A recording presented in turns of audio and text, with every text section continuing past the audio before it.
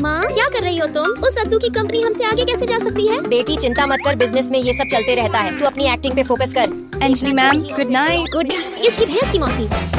अरे मैम क्या कर रही है आप? क्या हुआ बेटी, घबरा क्यों गई? माँ मत पूछो, परसों मैंने गलती से लकी को किस कर लिया। अब मुझे उसका चेहरा देखते ही शर्म आने लगती पगली है। प्यार कहते हैं इसे। मैं जल्दी से शादी की तैयारियां शुरू करवाती हूँ। अरे माँ, मैम गुड न्यूज है, प्रोजेक्ट टेंगे टेंगे भी हमारे हाथ से निकल गया। गधो, इतना महंगा प्रोजेक्ट भी दे आए उसे।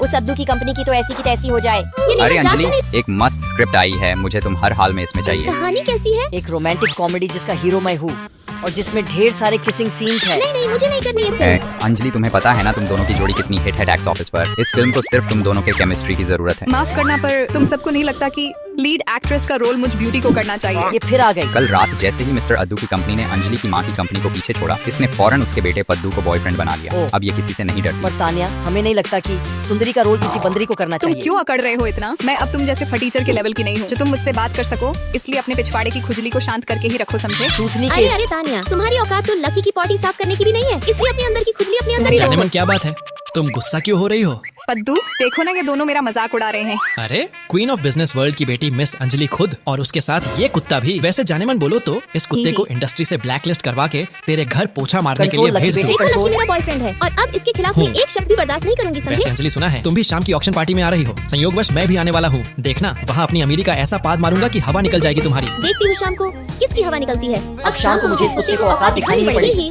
माफ करना, हम कपल नहीं है, पर आज शाम को तुम्हें मेरा पार्टनर बनना होगा। ठीक है, पर तुम्हें भी मेरे साथ वो किस वाली फिल्म करनी पड़ेगी। फिर शाम को मैं और लकी सज धज के ऑक्शन में जाते। वाओ, लकी सर कितने सुंदर है। अंजलि मैम और उनकी जोड़ी एक नंबर लगती है। सुंदर होने से क्या होता है, शक्ल तो मेरा भी छुछुंदर जैसा है। असली मजा तो अमीरी में है। अब इस प्राचीन शाही शौचालय में प्रयोग होने वाले लौटे को देख लो। शुरुआती कीमत 15 करोड़ रुपए है। मुझे छोड़कर और कौन खरीद सकता है इसे? माफ करना पद्दू बेटा, पर इस एंटिक लोटे को मैंने पहले ही खरीद लिया है। भांग खा कर आए हो क्या, या कीमत सुनकर दिमाग फिर गया? तुम सबको बता दूं, इस लोटे को मैंने 200 करोड़ में खरीदा है, वो भी सिर्फ इस पद्दू की हवा निकालने के लिए। हाँ, यार तुझे तो मैं मामूली फिल्म एक्टर समझता था, पर खैर ये वाला लौटा तो सबसे कम कीमत का था। कोई भी अपना घर जायदाद बेचकर खरीद लेगा। सबसे महंगी जलेबी बाई के लौटे की कीमत तो पता ही होगा तुम्हें। दम होगा तो उसमें मेरे साथ बोली लगा के दिखाना। ऑर्गेनाइजर, महारानी जलेबी बाई वाला लौटा जो अभी अभी मेरे घर पहुंचाए थे, उसे वापस लाना जरा। एक मिनट यार, कहीं ये तुझे किसी फिल्म का सेट तो नहीं लग रहा है ना? लकी सर मैं ले आया।